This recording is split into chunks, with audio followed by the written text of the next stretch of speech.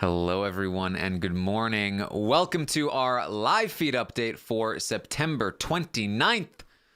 I'm your host, Aaron Armstrong, and with me today is AJ. How you doing, AJ?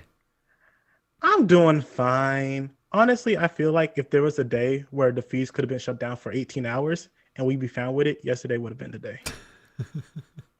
Yes, we are here to update you on everything that happened yesterday on the Big Brother 22 live feeds. It was day 55 in the house, and it's another slow-ish day here as we prepare for the triple eviction. Nothing major going on today. Just a quick little update here.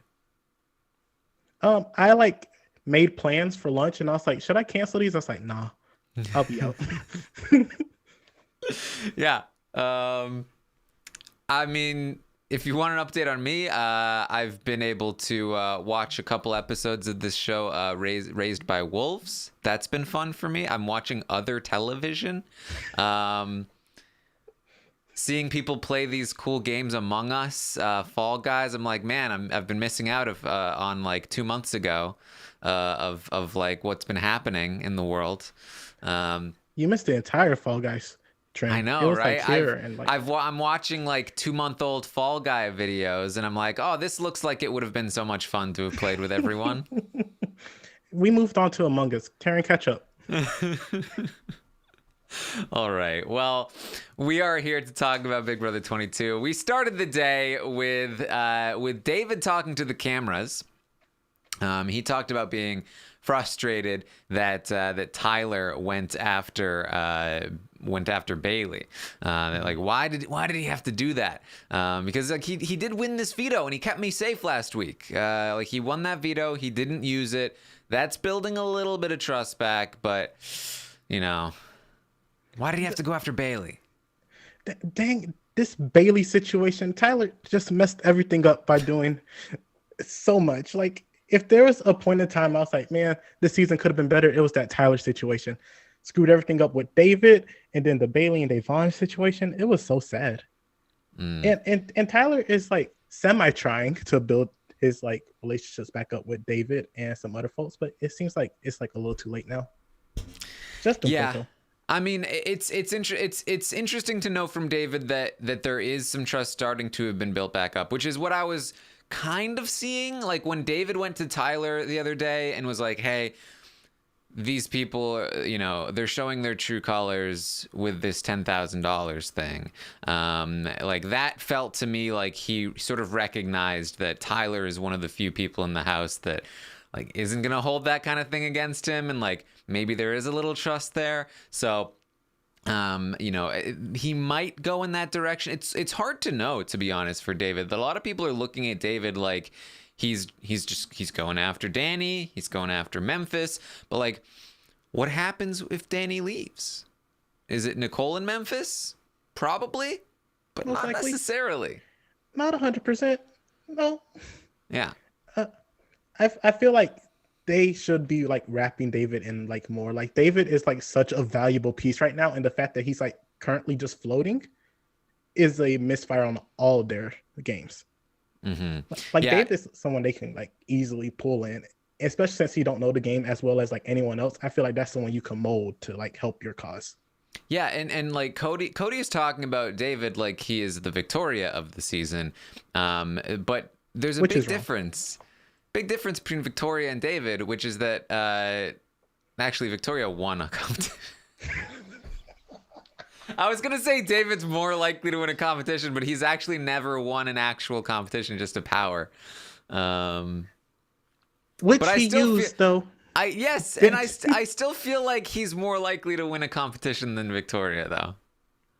100%. And honestly, not gonna lie, I do feel like David does have a slightly better chance to win the game if he gets to the end than Victoria did. Yes, I agree. Especially with this jury. Oh lord.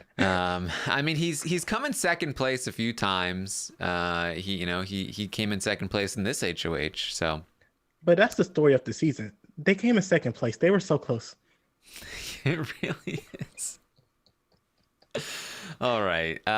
So Cody does not use the veto, and he's gonna have his talk with Christmas that he was talking about, the day before, where he wants to kind of, smooth things over with her, cover his bases, make sure that if possible he stays off the block when she decides to strike at Danny. And so they talk about not trusting Danny, that he is on board, that he also doesn't trust Danny. Don't lump him in with her. And Christmas talks about how she feels like Nicole and Danny are tight again, that they were having some friction, but now they don't. And I'm sure to Cody, he's like, it's exactly what Tyler was saying. But also he's like, for Christmas, like, oh, that's fine. Like, you please believe that, because I don't want you putting me on the block next to Danny. So he's trying to make this work. Which I think is a good move for Cody. Like, I think, was it this conversation? He was like, he's not a mastermind or something like that. But like, he's like doing some like really good work positioning himself. Because I feel like after Kevin, I think Christmas was the person most likely to like take a shot at Cody. So having this relationship, building this rapport with each other, like even though it's like late stage in the game, like late stage relationships still good. Like, don't give up on these. Don't like slack up on them. And if you can build this up for Christmas to the point where I feel like Christmas walked away from this conversation feeling better about Cody than she did coming into it. Absolutely. There's just no reason not to have these conversations. Even if all it does is just put a little bit of doubt into somebody's mind about coming after you. That like, maybe there's a chance Cody really does, because what he says is, hey, you're somebody that I'd love to go to the end with. I feel like our relationship has developed very organically. And which is basically just saying a thing that's just blatantly not true. In the hopes that the other person is like, oh, well, maybe if because even if Christmas doesn't think it's developed organically, there's at least a little part of her that might think, oh, maybe he thinks it developed organically, and that's good, right? Especially for Christmas and her ego. It's like, oh my God, I'm doing so much good work. Like, he thinks I'm good with him. And exactly. Like, good stuff from Cody, like straight up. Yeah. So that's where they leave off there. Kevin's gonna talk to David. I liked this conversation. Kevin talked to David about how it's easy for like a pawn in the game, like somebody who just gets dragged along, to win a few comps in the end game because there's less people to compete against, and very quickly pad out their resume. So there's still a chance. Like don't give up, which is very true. It happens all the time in Big Brother, and it's one of the reasons, I think, unfortunately, one of the reasons why being the person being dragged along is not the worst strategy in the world, and kind of encourages you to maybe play dead for a while. Like, that's what we've been asking for so many of these people, especially someone like Davon, to be like, you know what, just play dead, calm down, like just seem like you're useless in this competition, because like legit the end game is like such an important factor of the game, especially if you, with these rapid competitions, you build up those competition wins quickly and fastly, and then you're the like opposition to the main alliance. Amazing story if you get to the final two. Just my, and Kevin was like, yeah, I almost won the game in 11 by doing that. Exactly. Like,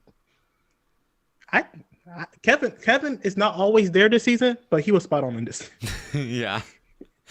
Christmas talks to the cameras. Now, this was very interesting to me. She says, yes, I've had a final two with Tyler from the start of the game, but I don't always know where his head is at. Him trying to leave really dishonors the game, in my opinion. It's hard to wrap my head around that whole situation. And so this is basically confirming what I've been suspecting for a long time, which is that ever since he tried to quit, that Christmas has been kind of like hands off with Tyler. Tyler has not been very aggressive in his relationship maintenance with Christmas, and she has been drifting more and more toward Memphis. And she talks about Memphis as, Memphis, he's stayed on course. He's done exactly what he said he would do. I really respect him. Like, she is basically trying to rationalize that she wants to go to the end with Memphis and not Tyler anymore. That she has changed her mind, that she's not that into him anymore, and she's found someone new. And look, it's not you, it's not him, it's me. It's Memphis, but I wanna be with Memphis. Christmas is not a hard woman to analyze. Like, I saw how she like treated David after he like didn't go for the veto win for the $10,000. She's a competitor. She wants someone that's there to fight. She wants the CrossFit spirit that she has in everybody else. And the fact that Tyler was like, I don't got this spirit. It's like, what do you mean? Because she was like, I want to go. Stupidest thing I've ever heard. She was like, I want to sit at the end with competitors, people who made moves and did big things. And I was like, gosh darn it, Christmas. Like,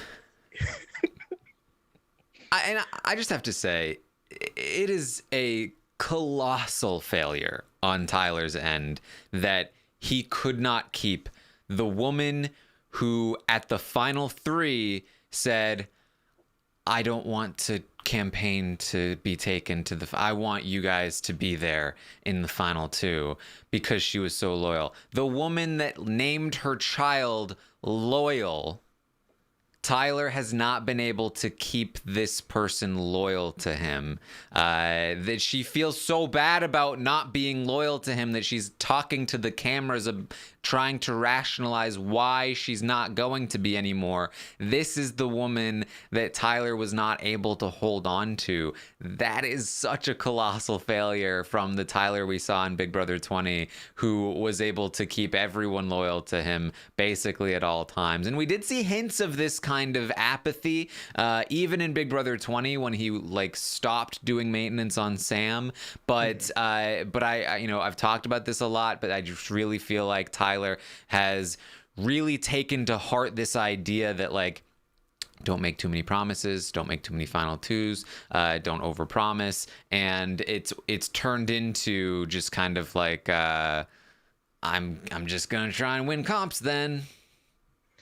I feel like if Tyler would just listen to a certain podcast after he got off his season, like he would have known what his true mistakes were. But maybe if we had gone through his game in detail, maybe, I don't know. Maybe, I don't know. I don't know such a podcast. But I feel like Tyler is someone that could like. I think Tyler's a great game player, 100%. I feel like he suffers from these longer seasons. Like, I feel like if the seasons were like shorter, like back in the day, like I feel like it would have been a lot better, because we see that he's good at like making these relationships. He's good at working. When he's at work, he's good, but then he just gets fatigued, and then he's like just starts to slack off after like a couple months, and then that's when things start to fall apart for him. Like, so I have faith that Tyler is a great player. I just hate how he has played this season with Christmas. Gosh darn it, Tyler. Because Christmas, Tara, I want a Christmas when I play. Right? She's the perfect ally. That she was a secret, and granted, I think we do have to make sure to point out that the Christmas connection was outed via a wall yeller, which was a massive shot at his game. And he would be in a much better position if that wasn't outed, because that's pretty much the only reason why Cody doesn't trust him right now. Pretty much the only reason why he's not able to connect, like he's not able to talk to her as much to maintain that relationship, because it's already been outed and he's trying to hide it. And he probably would be doing better if not for it. But still, she's she's perfectly capable and willing to maintain a secret final 2 without too much maintenance. She's super loyal. She wins competitions. Like it's great. Like, you beat her in the end. 100. I feel like the issue with Tyler is that the wall yellers legit spooked him. He was like, "Oh no, I just got outed. I gotta distance myself," which is like a smart, rational thing to do. But like, keep checking in with Christmas. Keep making her feel good about you. Keep like getting in touch. Like, distancing yourself don't mean cutting them off. And I feel like he didn't cut her off, but he like basically cut her off. Yeah. And, like, leaving her to her own devices, and you don't want someone wandering in that house, because there's a lot of sharks in there that'll pick her up real quick. Mm-hmm. Well, I mean, look, to be clear, I still think Tyler has a shot. Like he's in it to with a shot to win, even when he's not playing on all cylinders here. I remember But before he was like tried to quit. We was like he was probably like the second or third most likely person to win the season. yep. I still feel like he could be like the third, fourth most likely person to win the season. Yeah, I feel like he's probably, behind Cody, Enzo. Memphis is probably a little higher. And then, like Tyler, Nicole. I don't know if Nicole's gonna win this season. We'll see. There's too many people that's like, oh, these competitions, man. You gotta start winning these competitions, mainly Enzo, and and then she sour people on her and stuff. It's like, and Enzo's also like, a winner's not winning my season, yo. Like she got an uphill battle when she gets to the end. Christmas, like, I'm not gonna let Nicole just sit there in the final two and stuff like that. Christmas don't respect her game, so she got an uphill battle. All right. So she also says that Christmas says to the cameras that she feels like both Nicole and Enzo have a final two with Cody, probably. That Tyler told her about Nicole yesterday, and she's guessing that Enzo and Cody have a final two as well. She says she feels more comfortable with Cody after her conversation with him, but she is concerned that he's just covering his bases.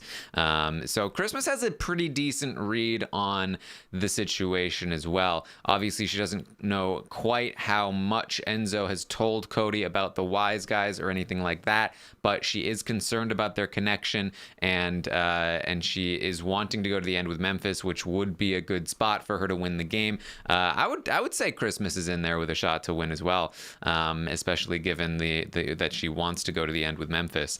But it really will depend, I think, the competition outcomes, especially on Thursday night. Because she's in more danger than she thinks she is. But like, think about this, Taryn. 2 months ago, we've been like, Christmas Abbott has a real chance of winning Big Brother 22 All Stars. Gosh dang, this game does some crazy shit. Yeah. All right. Cody and Enzo have a conversation. Cody talks about he doesn't trust Danny and Tyler. And one of the reasons why he doesn't trust Tyler is because of the wall yellow and the Christmas thing. Cody says he's glad that he didn't go after Christmas this week because he feels like she has flipped against Nicole, and that Nicole would probably be her secondary target to Danny now instead of him. And that works out for him a lot.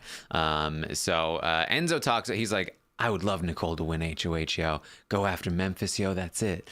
And Cody says, well, I'd rather, honestly, she would go after Memphis or Tyler. I'd honestly rather she go after Tyler. But Memphis is like, no. It's got to be Memphis, yo. He's smart. He's good at comps. I love Memphis. I do. I love the guy. Didn't like him on his season. Thought he was kind of a douche. He's still a little douche, but I love him. I don't trust him. I think him and Christmas, they probably have talked about breaking you and me up, yo. That's it. If there's two people you could trust, it's Memphis and Christmas. Now, can you trust them to tell you what they're thinking? No, but I feel like you could like trust Memphis. Like if he's going to tell you something, you can take it to the bank. Like he says, he's not going to like talk game with you. Take that to the bank.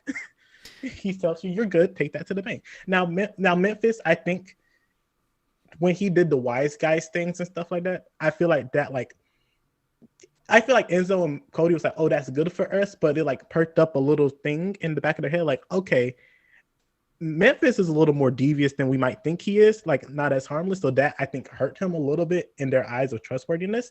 But either way, Memphis is still good with him. So.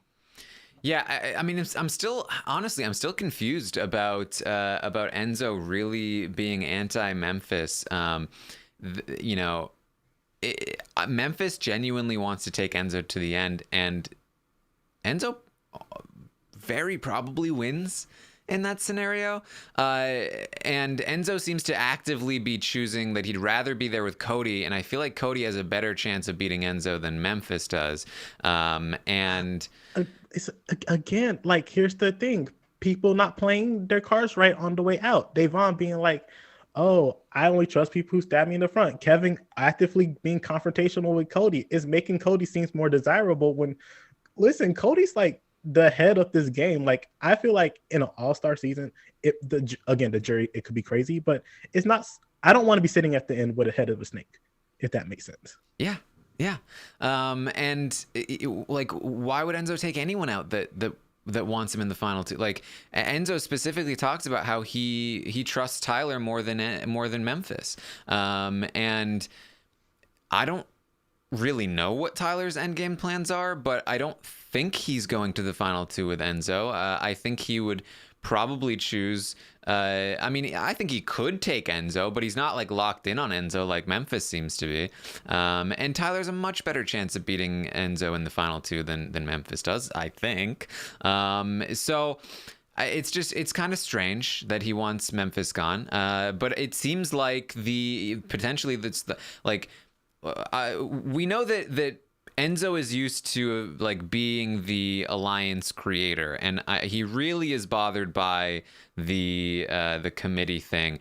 Knowing that Memphis started the committee and that the committee is the alliance that ran this game and that Enzo wasn't a part of it, I think that's been eating at Enzo a bit all season. That like he is the guy. He started the brigade. He got a lot of credit for that. He knows how much credit you get for starting the alliances that run the game. And the fact that all of his alliances, the Slick Six, the Core Four, the Roots, the Connect Four, like all of these things didn't matter. It was all about the committee because they happened to be the ones that won all the competitions. And on top of that, now Memphis has created a new thing, the Wise Guys. And that's, again, Memphis's creation, not Enzo's. And I kind of feel like there's a part of Enzo that's like, no. It's got to be, I made the Root. The Root has to be the thing that wins. I love people getting their egos shot. Like, and you know Enzo, he's a big baller, like shot caller, like talk with a big game and all that shit. Like, I like people like that. And the fact that he's not like, wait, this ain't my baby? What? Throw it away. Like, no, we don't do this. And I feel like Enzo is like just so clouded with his judgment. Like, I think he plays more emotionally than I thought he was going to. Like, the fact that he gets his ego bruised so easily, and the fact that he's like so connected to Cody and stuff like that, like willing to like win a veto and take him off the block after he saw what happened to Devon when she did that to Kevin. Like, I feel like Enzo has all the tools to be a great player, and he is a great player. Like, don't get me wrong. I just feel like this blind spot, especially with Cody, sucks. And then the Tyler thing, that perplexes me. Like, I don't know what Tyler has done to indicate that, like, yo, Enzo, us two. Like, I've never seen that happen before. Like, I saw Tyler like make a bunch of final twos. Was Enzo one of them? I don't think Enzo was ever a final two for. That's what I'm like. For Tyler. But that's where they're at. Cody says he would prefer that Christmas leave because he thinks that if Christmas goes, then both Tyler and Memphis are stuck to Cody and Enzo. That Christmas is basically the option that both Memphis and Tyler have. And if Christmas, that option goes, then they don't trust each other. They both come to them. And I think that's a right read there. They should team up at that point, but I don't know if they would. Enzo says that he had wanted to go after Nicole because she's a champion, yo. She's a champ, yo. But I love that girl, yo. I love how she plays, yo. I love how she treats me, yo. That's it. I just needed her to start winning things. That's it, yo. I don't know why. Because if I was Enzo, I wouldn't like the way Nicole plays the game, because Nicole is a very self-interested player. Like, if Nicole feels like, okay, I have a way out and it's the easiest way for me and it's throwing Enzo under the bus, Enzo, get under that gosh darn bus. And I feel like Enzo's more the type of person that's like, no, yo, it's my people. We doing this. We riding out and stuff like that. And like, Nicole's not the right one. Like, he should be like wanting a Christmas on his side. A Memphis. Enzo, get your reads right. Like, I mean, I have to imagine that part of this is that Cody has been working on Enzo to get him to trust Nicole. I mean, Cody has been working on that. And this seems to be something that like Nicole is able to do. Like, she this is what she did in 18 in the when she lost Polly, and it was just her and Corey. Now there's just her and Cody, and she was able to be like, I've got no one, guys. You gotta team up with me. And they were like, she's right. She has no one. I like Nicole, and it worked. So we'll see. We'll see where this goes. It's amazing. Like I know Nicole gets a lot of hate. She's not liked in this community, the online community and crap like that.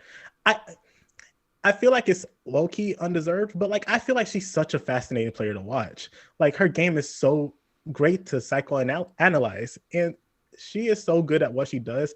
And the fact that she's basically like how we view people like David will be, she's doing that despite never being in that position, never actually having to lose like people that she was not okay with losing. So she is such a good threat. Like I think she don't have a good chance at winning, which is like a shame because I feel like a good player deserves their due. And I don't know if Nicole will get her due in this game. Yeah, she's really like she hides behind it. She uses the meat shield strategy, but like I usually think about like Jeremy from Survivor, like using the meat shield strategy because he's a big guy. He's got to get other big guys around him.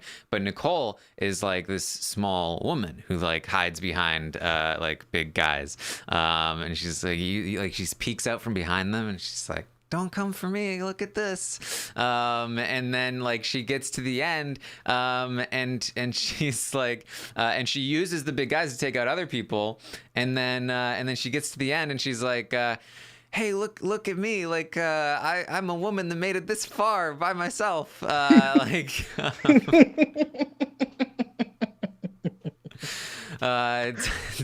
don't you want to reward that? Oh, that's and honestly, the fact that they're not, Nicole is a winner for a reason. Like I get it. She's whiny, yes. She's like very timid, yes. But she just, the way she carries herself is so like non-threatening. It's like I should be scared of this person right here, Nicole Franzel. You're funny.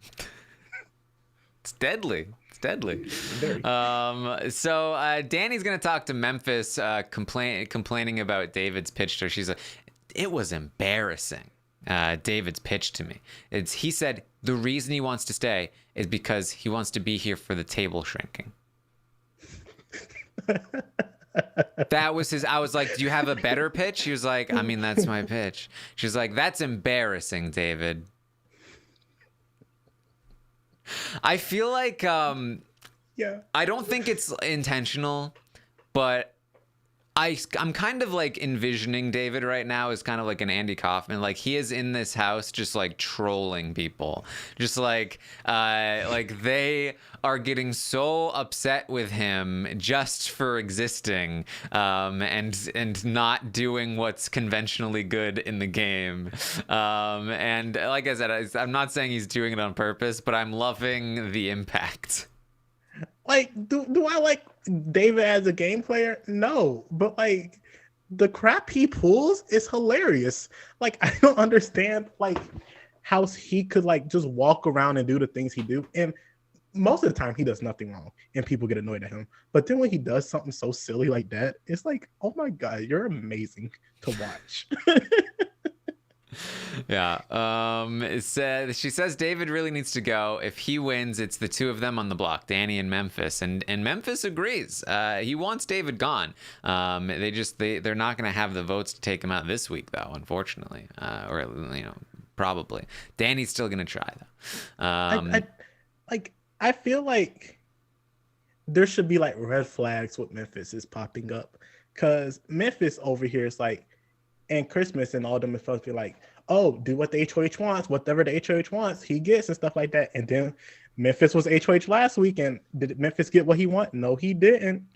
Yeah. So here's the thing, because I've seen the Christmas said to Danny, like, I don't know, a few nights ago, hey, we can't take David out because that's not what Cody wants. Let's ask Cody what he wants. He's the HOH. We should do what he wants. And people are like, oh my God, Christmas is so annoying. I can't believe she plays the game like this. Why doesn't Christmas play for herself? So on and so forth. Like, people really love to like take these kinds of quotes and like be like, oh boy, here it is, the problem with New School.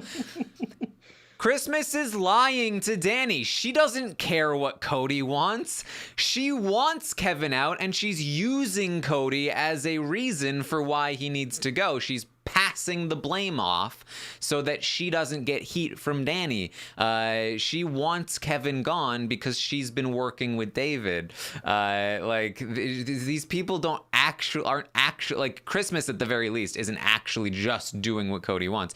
And it's really not like do whatever the HOH wants. It's been do what Cody wants. But in this instance, it's not that Christmas is doing what Cody wants. It's that she has a relationship with David that she doesn't have with Kevin. She's been putting in work with David, so why would she not want David around? She hasn't been putting as much work with Kevin, and she sees Danny putting in work with Kevin, and she's like, oh no, Danny's the devil. We can't do that. We don't like that here.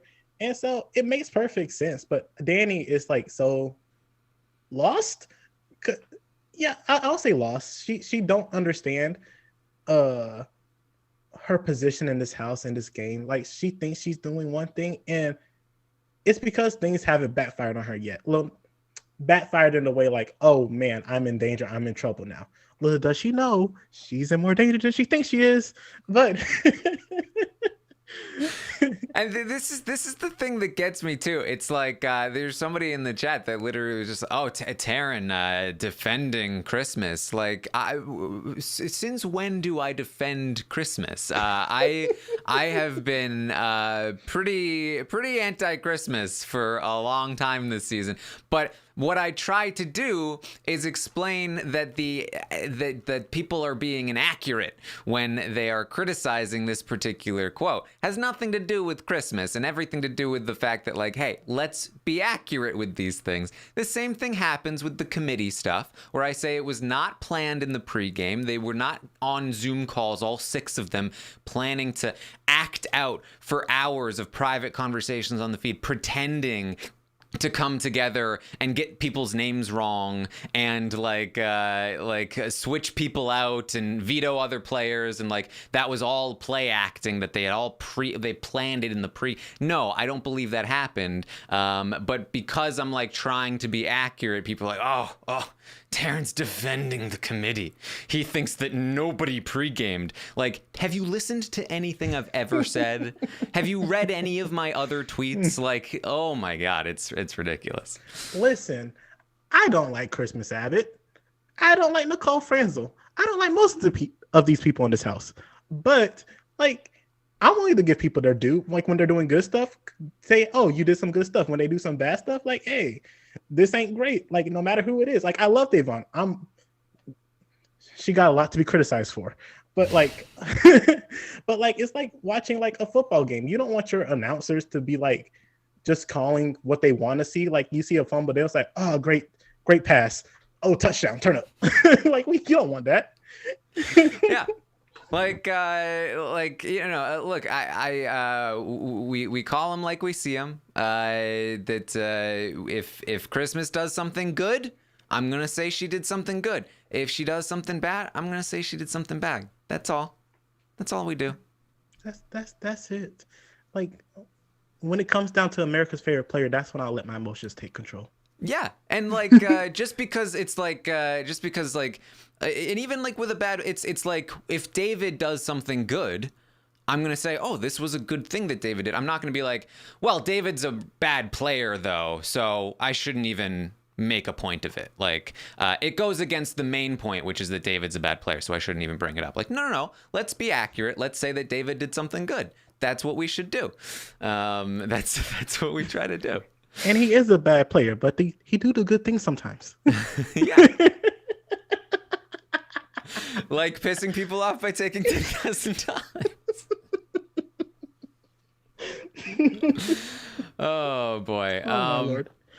Cody and Enzo talk at the end of the night. Enzo says that Christmas wants Danny out next week and not David because they talked a little bit earlier. Cody's like, that's fine with me. Cody says if he won HOH again, he would put up Danny and Christmas. Which is like, that's not good information for me, Cody. I want to know if you win part 2 of the triple eviction after Danny leaves, who do you put up then? That's what I want to know, Cody, because that's what's going to happen. But no, he has to say this, which doesn't help me at all. Like, they're over here speculating like maybe there's not a double eviction this week. Like, and I was like, no, there's not. There's a triple, but they're thinking it might be a regular freaking week. And I'm like, get your life together. Like, they're like, it has to be a double. If it's not a double, we'd be super surprised. But they've been expecting a double for so long that they're starting to doubt that one's actually coming. You're right. It's not coming. Something worse is coming. Be scared. Yeah. Especially like they were like talking about Nicole, and she was like, this is what Nicole would normally do if it was a regular week, but this is what she'll do if it was like a double eviction. This is the stuff I want to hear from you, not just speculation about what Nicole would do. I don't care about Nicole. I'm watching you talk. Tell me about your plans. Please, yeah, thank you. They talked about like what they thought each player would do, and I think it was actually all pretty accurate. That Tyler would go after like Nicole and Danny. That Christmas would go after like Christmas would put up probably Danny and David, or maybe even Danny and Nicole. Nicole would put up Memphis and David with a Tyler backdoor, and Danny might put up like maybe the same, or maybe Christmas and David with a Tyler backdoor. She wouldn't put up Memphis. They said that it would be Christmas and David with a Tyler backdoor. And I was like, yeah, this all seems pretty right. But nothing about what Enzo would do. Now, we're not going to talk about what would Enzo do in the triple eviction. Enzo's so ready to make a big move, but you know what? Enzo, you should put up David. Who's the big move? I don't even know. I don't even know who he's like. He's been wanting to go after Danny forever. Now he's talking about going after Memphis and Christmas, and I'm just like, which one are you gonna go after at this point? Are you still going after Danny, or are you gonna do Memphis and Christmas? Are you really gonna win HOH and put up 2 people you're in a final 3 with that you made the final 3 with like 2 weeks ago? Or are you gonna go after Danny, who everyone's on board with? And if you go after Danny, then who do you put up next to Danny? It's not gonna be Nicole unless she's a pawn. Maybe it's gonna be David, but why would he doesn't want to put up David? So would it be Christmas or Memphis? And then I don't know. He's got too many people. He's got too many big moves. Like Cody was like, listen, this was the great thing about Derek. Derek could win competitions, but he chose not to. And it was like, yeah, that's what I want to do, yo. I don't want to win competitions unless I have to. And then Enzo's also over here like, but this person need to win a competition, and this person needs to win a competition. But he's like, not me, yo. Not me, yo.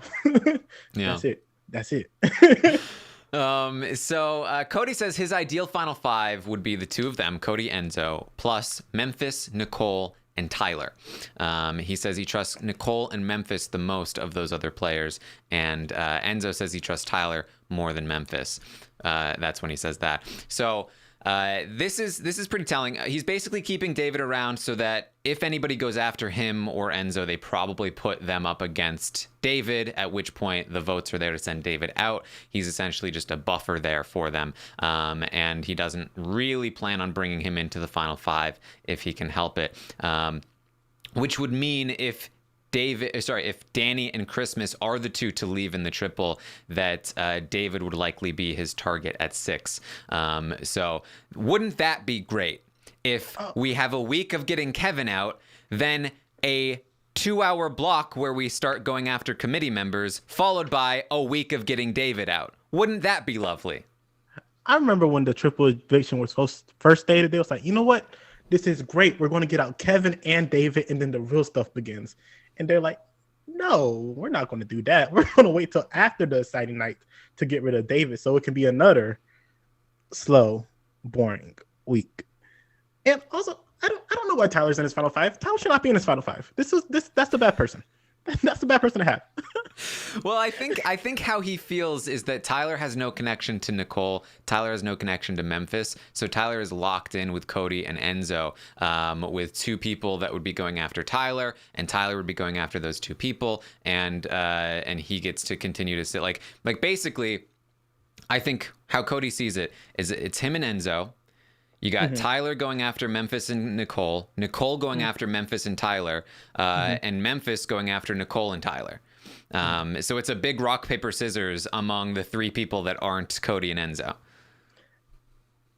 I could be wrong. And listen, I get it, Cody. You know where most of the pieces lie. I think he got Tyler wrong. I think Tyler's like ready to take a shot at Cody. Like, yeah, I'm seeing that. Like, but I'm not sure he's willing because the problem, like Tyler sees that Cody is in a great spot. He sees that like Cody is the person right now, that he is the Tyler right now. But Tyler's the Brett. Exactly, yeah. And that's the funny thing is that Cody keeps talking about how Tyler just like cut his bro, man. He just turned around and stabbed him in the back. Like they were never that close. But Tyler sees that he's in that position, and he's trying to weaken Cody. Same thing he did weeks ago when he was trying to weaken Cody by going after Danny. It worked those weeks ago, but since then Cody has reinforced his position, and so now going after Danny and Nicole doesn't really hurt Cody all that much. But Tyler, I think, is thinking it does, and so I think he's thinking if I get Danny out, if I get Nicole out, then Cody has nowhere else to turn. Little does Tyler know, Cody has Memphis locked in, and that's kind of the backup there for Cody if Tyler is able to get both of those people out. So I think that what Tyler doesn't realize is that he kind of does need to take Cody out, but the problem is that even if he does, who does he have left? Maybe Christmas if she's still there. Enzo, probably, but Enzo would be pissed if he did it himself. Then he's got to deal with Memphis and Nicole and Danny if she's still there. So it's like he's kind of locked into Cody no matter what he wants to do, unless he's able to finally start branching out, which he hasn't been doing. I wish he wasn't gun shy. I wish Tyler was not gun shy. Like he should be doing way more work than he is right now. And like in BB20, I can let it pass. Not much, but a little bit, because he was in such a good, solid position. Not only is he not in such a good, solid position, but he knows he's not in that great of a position. And the fact that he's still not like going hard right now, like, what's the downside? People will see you like scheming and be like, oh, we might need to target you. At this point in this current track, you're not getting to the end. And that's the goal for you, Tyler, to get to the end and win. I can see a scenario, a small scenario, where the triple plays out perfectly for Tyler. It's like Danny and Memphis go home, and that's not out of the realm of possibility. Memphis is definitely a big target in the triple.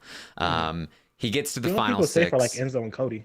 Exactly, yes. He gets to the final six. It's him, Cody, Enzo, David, Christmas, Nicole, and he starts looking around. And he goes, "Okay, time to turn it on," and he really works on Memphis. On Christmas. Now that Memphis is gone, pulls Christmas back in.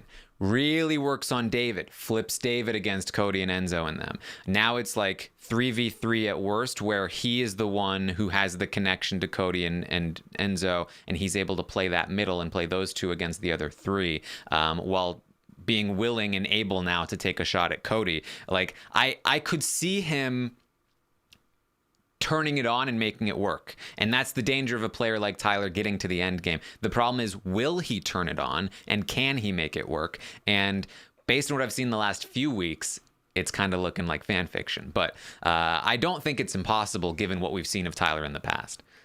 Tyler is very capable. I have faith in him that he could like pull a rabbit out of his hat. But I don't know if he has his hat with him. Yeah, exactly. Well, I think that's what we have for you today. AJ, anything else you wanted to bring up? I wish there was, but there's not. There's nothing. Yeah. There were some hidden beers. Yes. That hit different. Yeah, they like to hide their alcohol to save it. I wish it was a great day. I'm excited for the triple to ruin the season. I'm excited for that. there's always a chance. It's always a chance. It's gonna be I'm good. excited. Yeah. I can't wait for David to win HOH. That would be potentially interesting. It's not going to end. He great, needs but to it's win gonna be fun HOH. while it happened. He needs to win HOH after Danny's has already been taken out by like Christmas or something. Right? Because Yeah. I feel like what David might do, and we'll talk about this more tonight on the roundtable, but I feel like what David might do if Danny's already gone, David winning HOH, I think he would do Memphis. He'd probably just do Memphis and Nicole, but he might do like Cody and Memphis. Like he might just like, you know what I mean? Like he might just like go nuts. Because he talked about going after Cody a lot prior to last week. Like a lot.